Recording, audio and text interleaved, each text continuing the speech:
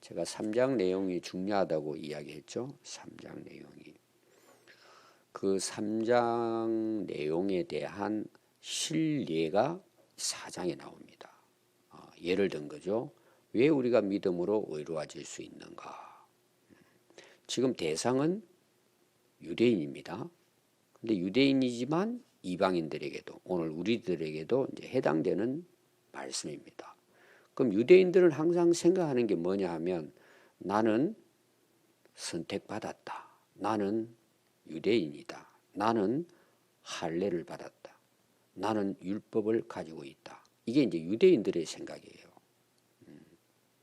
그럼 과연 유대인들이 하나님이 보실 때 의로울까라는 문제예요. 바울에게 있어서는. 바울도 유대인이죠. 그리고 율법학자입니다. 행위로 흠 없을 정도로 살았습니다. 대단한 인물입니다. 근데 결국은 예수님을 알지 못했어요. 그 예수 믿는 사람들을 잡아 죽이는데 앞잡이가 됐습니다. 하나님께 대한 열심인데 잘못된 거죠. 이 바울은 그걸 경험을 했습니다. 근데 부활하신 예수님을 만났어요. 이걸 여러분들이 계속 그 로마서를 기록한 바울이 왜 이 로마서를 기록하게 되는가? 자기 경험이에요. 근데 그 경험이 뭐냐? 성경을 바로 깨닫게 된 경험이고, 또 그 성경이 약속한 메시아를 자기가 만난 경험이 있는 거예요. 전에는 뭐만 있죠? 글자만, 글자. 율법이라고 하는 문자만 있는 거예요. 거기 매여버린 거예요. 자기들은 택함 받았기 때문에 오늘 우리로 말하면 의롭다. 우리는 구원받았다. 이런 아주 확신을 가지고 살았어요. 그런데 결국은 뭐예요? 예수 그리스도 없이는 안 된다는 것을 나중에 알게 된 거예요. 그게 로마서를 기록한 이유예요. 그러니까 이 대상은 주로 유대인이라고 보면 됩니다.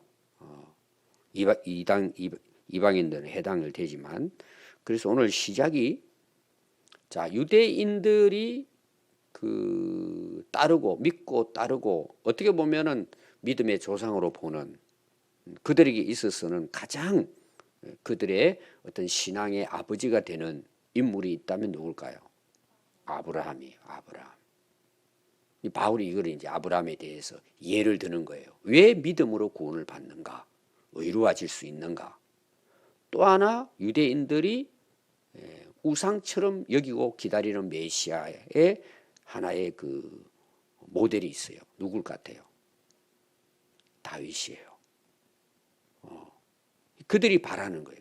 그래서 오늘 예를 바울이 아브라함과 다윗을 예를 드는 거예요. 그럼 여러분들이 우리가 사복음서 공부할 때 마태복음 먼저 나오잖아요. 마태복음의 대상이 누구라 그랬죠? 유대인이라 그랬죠. 유대인들에게 복음을 전하려고 하는, 바울도 그랬고 마태도 그랬고, 그들의 그 민족이 유대인이잖아요. 먼저 유대인에게, 그리고 이방인에게 복음이 그렇게 전거된단 말이에요. 그런데 마태복음 시작이 어떻게 된 줄 아세요? 1장 1절에 이렇게 시작됩니다. 아브라함과 다윗의 자손 예수 그리스도의 세계라. 이 안에 사실은 마태이서는 포함이 다 돼 있는 거예요. 그럼 유대인들이 지금 아브라함과 다윗은 뭐예요? 믿음의 조상으로 보는 거예요. 메시아로 그런 분이 오실 것이다. 이걸 이제 믿음을 갖고 있어요. 근데 마태는 그 뒤에 나오는 게 뭐예요? 예수 그리스도의 세계라. 그 족보를 통해서 결론은 하나님이 메시아로 예수 그리스도를 보내주셨다는 거예요. 바울은 그걸 경험한 거예요. 실제로. 그러니까 바울이 복음을 전할 때는 이제 3장에는 믿음으로 의로워지는 것에 대해서 제가 굉장히 중요한 장이라 그랬죠. 그 신뢰를 아브라함과 다윗을 통해서 실제로 그랬다는 것을, 그 구약에 대한 그 인물들도 뭐예요? 어떻게 의로워졌을까요? 그걸 지금 이야기하는 거예요. 그들도 율법의 행위가 아니고 믿음으로 그 당시도 하나님이 그 믿음을 보고 의롭다고 인정해 주셨다는 내용이에요. 두 인물이면 유대인들에게는 최고잖아요. 그들에게 대해서. 그래서 이제 그들의 그리스도를 믿도록 하기 위한 거죠. 그래서 1절에 보면 육신으로 우리의 조상인 아브라함이 무엇을 얻었느냐는 거예요. 자, 여기 육신으로 나오는 게 뭐죠? 제가 아까 마태복음의 족보에 대한 이야기를 잠시 했습니다. 이스라엘 백성들에게 있어서는 아브라함의 후손이다. 이게 굉장한 명예예요. 그 아브라함의 후손이면 뭐예요? 우리 다 선택받았다고 보는 거예요. 근데 아브라함은 육신의 아브라함으로 그 후손들이 태어나는 그 자체가 구원이 가능할까요? 아브라함이 아무리 어렵게 스스로 율법을 행하고 살았다 할지라도 그는 뭐예요? 죄를 가지고 태어난 육체일 뿐이에요. 아무리 그가 행위로 자, 아브라함의 행위 중에 여러분 가장 우리가 모범으로 삼는 게 뭐예요? 자기 아들을 하나님 바치라는 게 바쳤잖아요. 근데 실제로 그 당시 하나님은 그 아브라함이 자기에게 그 이삭을 바치라고 했을 때 바친 행위에 우리는 관심이 많은 거예요. 자, 행위도 중요합니다. 근데 그 근거가 뭘 같아요? 믿음이에요. 이걸 오늘 바울이 이야기하려고 하는 것입니다. 그가 육신적으로 우리 조상인 아브라함이 어떻게 하나님으로부터 의롭다고 받았냐 이 말이에요. 뭘 얻었냐 그 말이에요. 거기에 대한 이제 예를 듭니다. 자, 2절이 나오죠. 만일 아브라함이 그럼 자기 그런 행위로서 의롭다 하심을 받았다면, 자, 아브라함은 위대한 사람이죠. 자랑할 수 있죠. 예를 들어 우리가 자 이삭을 봅시다. 여러분 자기 아들을 바쳤어요. 자기 스스로 정말 자기 스스로 그렇게 했다면 그건 굉장한 거죠. 근데 아브라함이 실제로는 뭐예요? 이삭을 바치기를 원하지 않죠. 이게 우리가 여러분 우리 자녀를 내가 우리 자녀를 하나님께 제물로 바쳐야지 이런 사람은 어디 있겠어요? 자기는 불가능한 거예요. 생각도 할 수 없는 일이에요. 근데 바쳤잖아요. 왜 바쳤을 것 같아요? 하나님이 바치라고 말씀하시니까 그가 하나님을 믿었기 때문에 그렇게 했다는 걸 지금 바울이 강조하려고 하는 거예요. 이해가 되겠죠? 그 행위로 자기가 그렇게 했다면 그건 참 대단한 거죠. 근데 이건 하나의 가정입니다. 그럴 수 없다 이 말이에요. 자랑할 것이 있으려니와 자, 누구 앞에는 없어요.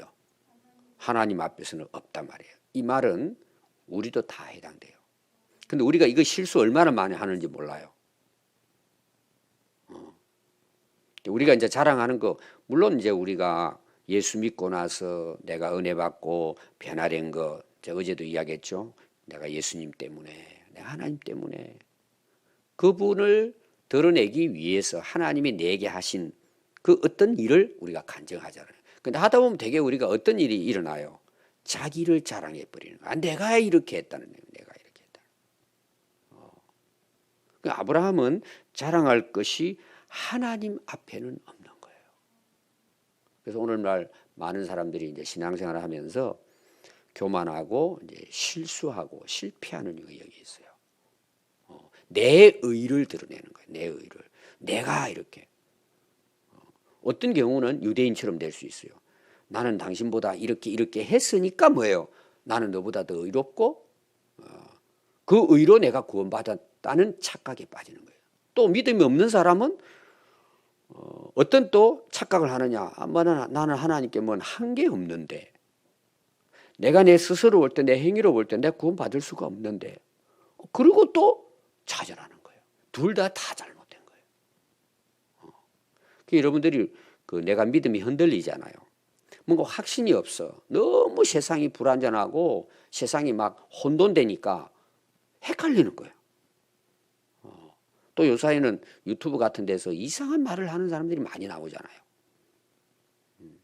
이길 수 있는 방법 내가 말씀에 쓰는 거거든요. 그게 로마서예요. 여러분들이 로마서는 읽으면 읽을수록 믿음이 깊어지고 확실해집니다. 어제가 인정이라는 말 제가 이야기했죠. 인정이 된단 말이에요. 확신이 되는 거예요. 오늘 찬송도 여러분 그 찬송이에요. 믿음이 흔들리고 뭔가 긴가민가하다. 여러분들이 로마서 1장부터 16장인데요. 그냥 하루에 한 장씩 읽어도 돼요. 하루에 한 장씩. 그럼 여러분 믿음이 뿌리가요. 아주 튼튼합니다. 그럼 믿음의 뿌리가 튼튼하면 어떻게 될 것 같아요? 나무도 잘 자라고 열매도 풍성합니다. 이해가 되시죠? 제가 행위는 두 가지를 앞에서 이미 이야기했습니다. 행위로는 구원받을 수 없지만 이 믿음을 통해 하나님 주신 오늘 복이 나와요. 여러분 복을 분명히 알아야 돼요. 내가 확실하게 믿음에 굳게 서게 되면 뭐예요? 열매도 좋은 거예요. 변화된단 말이에요. 잠시 설교가 제가 변화에 대한 거거든요. 근데 뿌리가 약해. 말씀의 뿌리가 약해. 왜 우리가 예수 믿어야 되는지 의롭게 되고 구원받는 이 뿌리가 약해. 믿음이 왔다 갔다 해 이게. 그럼 열매가 어떻게 될까요? 부실한 거예요. 꼭 기억하십시오. 너무 중요해요 이것이. 설명이기 때문에 앞에 나오는. 자, 하나님 앞에서 의로워야 됩니다. 이해가 되시죠? 하나님 앞에서 의로워야 된다. 중요해요. 강조하고 싶어요. 그 다음에 이제 3절이 뭐냐? 성경이 그럼 무엇을 말하느냐는 거예요. 이것도 중요하죠? 우리의 근거는 성경이에요. 자기 생각이 아니란 말이에요. 신학도 아니에요. 어떤 사람이 천국 갔다 왔더라. 간정도 아니에요. 성경이 근거예요. 우리는 그래서 성경을 알아야 돼요. 그러면요, 믿음의 뿌리가 든든해집니다. 어떤 풍랑이 와도 능히 이길 수 있어요. 우리의 근거는 성경입니다. 성경이 뭐예요? 우리의 능력이에요. 뿌리를 내려야 된단 말이에요. 성경이 무엇이라 말하냐? 항상 여러분 여기에 있어야 돼요. 아브라함이 하나님을 믿음에 그것이 그에게 의로 여긴 바 되었다고 성경이 이야기하고 있다는 거예요. 그럼 이 근거가 어디 나오느냐? 창세기 15장 6절에 보면 나와요. 아브라함이 하나님을 믿으니 여호와께서 그를 의로 여기셨다. 나와요 성경에. 자, 우리가 그 아브라함이 이삭을 바친 거에 대한 것도 우리가 교훈을 받을 수 있어요. 그러나 그 근거는 어디 있다고요? 믿음에 있었다는 것을 잊지 말아야 돼요. 아까 제가 이야기했죠. 믿음의 뿌리가 깊어지고 굳건할수록 뭐예요? 내 삶의 행위가 꽃을 피우고 열매를 맺는 거예요. 그래서 그 열매를 보고 그 믿음을 알아라 그러잖아요. 성령의 9가지 열매도 나오잖아요. 여러분 그게 자기 믿음이에요. 그 믿음만큼 우리는 자라는 거예요. 변화가 되는 거예요. 아무리 여러분 말로 뭐 다 하는 것처럼 하지만 그 열매를 보면 그 믿음을 알 수 있는 거예요. 안 그래요 여러분? 이건 다 모든 삶에 이거는 적용되는 원리예요. 자, 부부가 서로 사랑한다. 뭐가 근거가 돼야 되겠어요? 신뢰예요. 믿음이에요. 서로에 대한 확신이죠. 그럼 뭐예요? 싸우겠어요? 싸울라 그랬다고도 뭐예요? 그게 바탕이 있잖아요. 그러니까 뭐예요? 그럼 뭐 몇 마디 하다 그냥 또 근데 서로 신뢰관계가 없어. 못 믿어 서로. 그러니까 속으로는 뭐예요? 저 인간 내가 어떻게 만나서 이렇게 될까? 이런 생각이 마음속에 있으면요. 열매가 어떨 것 같아요? 맨날 욕하고 싸우죠. 똑같은 원리예요 여러분. 모든 원리예요. 믿음이 굳건할수록 삶의 열매가 나타나는 거예요. 이 근거가 여러분 성경에 나오는 열매를 보고 알지다. 다 이게 원리가 해당이 되는 것입니다. 중요하죠. 이게 성경이 무엇이라 말하느냐 이게 중요해요. 4절 보십시오. 거기에 대한 또 더 쉬운 예를 듭니다. 일을 하는 사람에게는 삭시 은혜로 여기지 않는다. 내가 오늘 하루 열심히 8시간 일을 했어요. 근데 이제 주인이 나한테 일당을 주잖아요. 그건 은혜예요, 보수예요? 내가 노력한 것만큼 받는 거죠. 당연한 거죠. 근데 안 줬어 그걸. 그럼 그 사람 나한테 빚을 지는 거예요. 그렇죠? 그런데 은혜로 여겨지고 보수로 여겨지지만 5절은 뭐예요? 일을 안 했어요. 예를 들면은 8시간 열심히 일해야 되는데 놀다 보니까 한 1시간 일을 했어요. 그럼 주인이 1시간에 대한 보수를 주면 맞겠죠. 근데 일당을 주는 거예요. 하루 일한 사람하고 똑같이 일당을 주는 거예요. 그러면 받는 사람 입장에서는 이게 뭐예요? 자비와 은혜예요. 너무 고마운 거예요. 자기가 8시간 열심히 일을 해가지고 받았다면은 그건 뭐 당연하죠. 그건 약속된 거니까. 근데 그냥 놀고 뭐 친구들하고 옆에 가서 술이나 마시고 하다가 주인이 오니까 1시간 일했는데 주인이 다 안단 말이에요. 다 알고 있어. 안 줘도 자기는 괜찮아. 어떤 경우에는 미안하잖아요. 근데 일당을 다 주는 거예요. 얼마나 참 부끄럽기도 하고 감동이 되겠어요. 이게 마태복음 20장에 나오는 포도원 일꾼의 비유예요. 자, 아침부터 와서 일을 했어요. 8시간 한 거예요. 오늘 말하면. 그 약속할 때 뭐래요? 나 오늘 너 하루 품삯 내가 10만 원 주겠다. 아이고 감사합니다. 그리고 일을 시작했어요. 그리고 이제 8시간 일 딱 했더니 정확하게 5만 원짜리 2개를 탁 주는 거예요. 그럼 그 사람은 뭐예요? 내가 8시간 일했으니까. 열심히 일했으니까. 근데 여러분 보면은 뭐예요?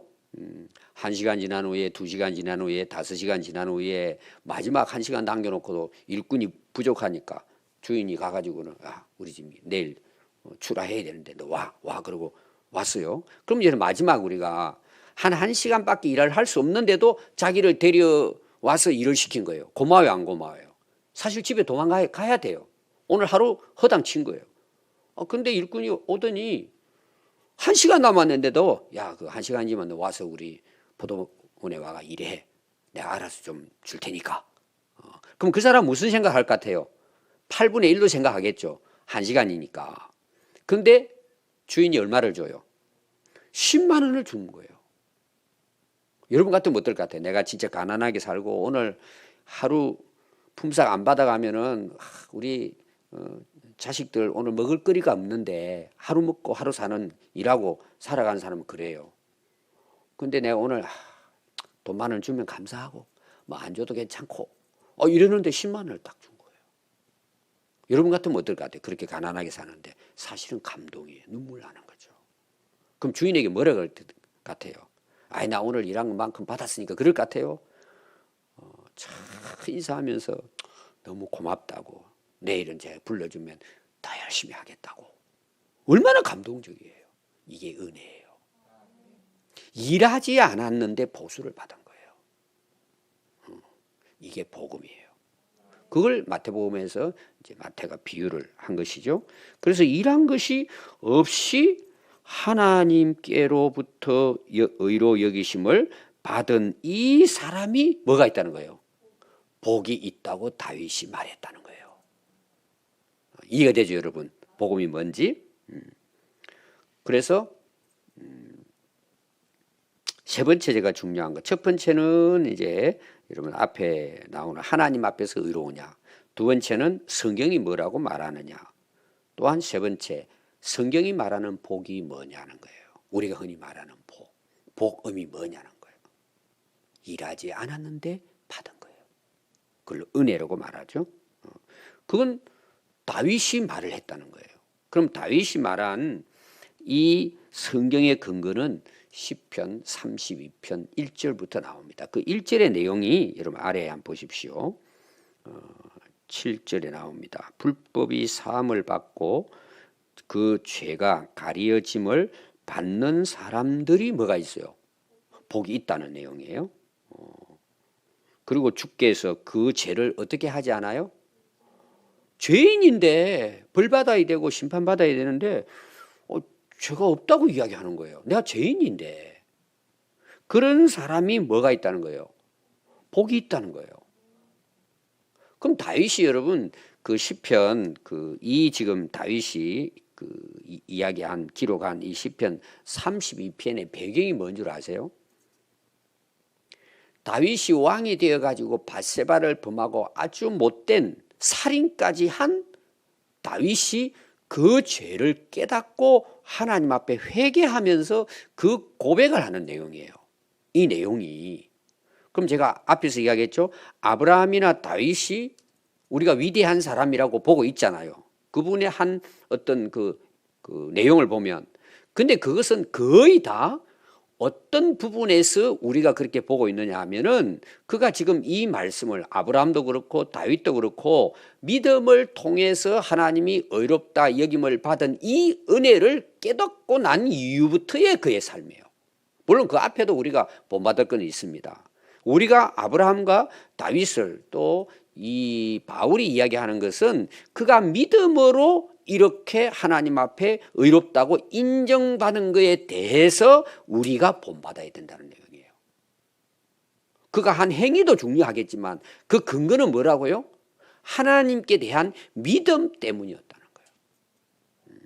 제가 이제 여러분들에게 자주 복음을 전할 때 또 설교할 때 행위를 보지 말아라 이런 이야기 제가 많이 했죠. 왜? 행위보다 앞서는 건 믿음이니까. 앞에서도 제가 이야기했습니다. 열매에 대한 걸 우리는 관심이 많잖아요. 보이니까. 근데 중요한 건 뭘까요? 진짜 예수 믿느냐는 문제예요. 성경은 항상 그렇게 보는 거예요. 그 믿음을. 그러니까 우리가 하나님 앞에 의로워지려면 우리가 가져야 될 것이 뭔가? 믿음이에요. 뭐에 대한 믿음이에요? 3장 앞에 나온 내용이에요. 예수님을 통해서 우리의 죄를 대속해 주신, 속량해 주신 거예요. 그래서 오늘 제가 결론을 여러분들에게 말씀을 드리려고 하는 것은 복음이잖아요. 복음. 그래서 로마서는 이제 복음에 대한 핵심적인 내용이 1장부터 16장까지 기록되어 있습니다. 그래서 역사적으로 뭐 루터뿐만 아니고 역사적으로 한 시대에 하나님 앞에 복음으로 아름답게 쓰임받은 인물들은 거의 대부분 로마서를 통해서 변화된 사람들이에요. 확신을 갖게 된 거예요. 이 로마서 굉장히 이제 중요하죠. 근데 강조점이 뭘 같아요? 오늘 결론을 제가 맺겠습니다. 왜 그럼 하나님께서 믿음으로 의롭다고 성경이 기록하고 하나님이 그렇게 인정했을까라는 부분이에요. 왜 그렇게, 왜 믿음으로 우리가 의로워지고 하나님이 우리를 의롭다고 하고 우리를 믿음을 통해서 왜 구원하실까요? 저는 이게 굉장히 중요하다고 봐요. 우리가 죄인이잖아요. 죄로 태어났잖아요. 아담 이후로부터 해가지고. 그럼 그 죄라는 걸 제가 세가족 모임 때 강조를 했습니다. 그림을 그려가면서 여러분들이 이야기했어요. 자, 제가 물에 빠졌어요. 근데 뭐 지금 정도면 제가 어느 정도 헤엄은 칠 거예요. 근데 태평양 한가운데 빠졌다고 봅시다. 아무리 헤엄을 잘 쳐도요, 제가 봤을 때 살아남을 사람 한 사람도 없어요. 근데 아기가 빠졌어. 뭐 예를 들면 한 살 먹은 아기가 빠졌다고 생각합시다. 그 여객선을 타고 가다가 막 장난치고 뛰어다니다가 빠졌다고 생각합시다. 그리고 배는 지나가 버리잖아요. 큰 배가 얼마나 빨리 지나가요. 근데 엄마가 본 거예요. 이렇게 애가 떨어졌는데, 자, 엄마 아빠가 봤어도 배는 지나가고 뛰어내려가 건질라 그래도 건질 수 있을까요? 못 건져요. 딱 건질 수 있는 방법이 딱 하나가 있다면, 구조대가 뭐 헬기를 막 떠가지고 갑자기 해서 건져낼 수밖에 없어요. 그것도 위험할 거야 아마. 우리가 죄를 지었다는 것은 그것보다도 더 불가능한 죄에 빠져 있는 거예요, 우리가. 그럼 인간의 행위라든지 인간의 노력으로는 그거는 100% 할 수가 없어요. 그럼 어떻게 해야 되겠어요? 100% 다른 사람이 가가지고 건져내는 것 외에는 방법이 없어요. 그렇죠? 우리가 죄 가운데 죄인으로 살아가는 것은 내가 뭘 행위로, 제가 율법에 대한 거 앞에 이야기했잖아요. 그것도 안 된다는 것을 지금 앞에서 이야기한 거잖아요. 인간이 그렇게 불가능한 상태에 빠져 있는 상태예요, 죽음에. 그러니까 할 수 있는, 우리를 하나님이 구원할 수 있는 방법이 있다면 뭐예요? 믿음으로만이 할 수밖에 없는 거예요. 그 죄는 누가 대신 갚아줘야 돼요? 누군가는 속죄의 제물이 되고 화목의 제물이 되어야 되는 거예요. 그게 구약에서 말하는 제사법이고, 그 제사법은 우리를 위해 십자가에서 우리 죄를 속량하고 대속하신 예수님을 미리 알려준 거예요. 그러니까 예수님이 오셔서 우리 죄를 대신하지 아니하면 우리 구원받을 수 없어요. 그러니까 하나님은 우리를 구원하기 위해서 그런 방식으로 우리를 구원하셨단 말이에요. 그래서 우리가 그 예수 그리스도를 우리가 믿을 때 뭐예요? 죄를 용서, 면제받고 가리워 주는 거예요. 그러므로 뭐예요? 하나님은 그 믿는 자를 의롭다고 인정하심으로 우리를 구원하시는 것이 하나님의 구원의 방식이에요. 이게 하나님 방식이에요. 성경이 말하는. 오늘 우리가 예수를 믿는 것이 우리가 의로워지고 하나님 앞에 구원을 얻는 복음이 되는 것입니다. 그럼 우리가 이 사실을 여러분 정말 깨닫는다면 뭐예요? 이 복을 내가 정말 깨닫고 믿는다면 얼마나 큰 은혜예요. 그리고 우리 삶은 어떻게 돼요? 그것이 근거가 되어서 우리 삶이 시작이 될 때 하나님은 그것을 기뻐 받으시는 거예요. 그러니까 우리는 하늘나라 갈 때까지 뭐예요? 그 은혜에 대한 감사로 하나님을 찬양하고 예배하는 삶이 우리가 살아가야 할 신앙생활, 인생이라는 것을 오늘 다시 한번 여러분 깨닫는 은혜가 있기를 바랍니다. 기도하겠습니다.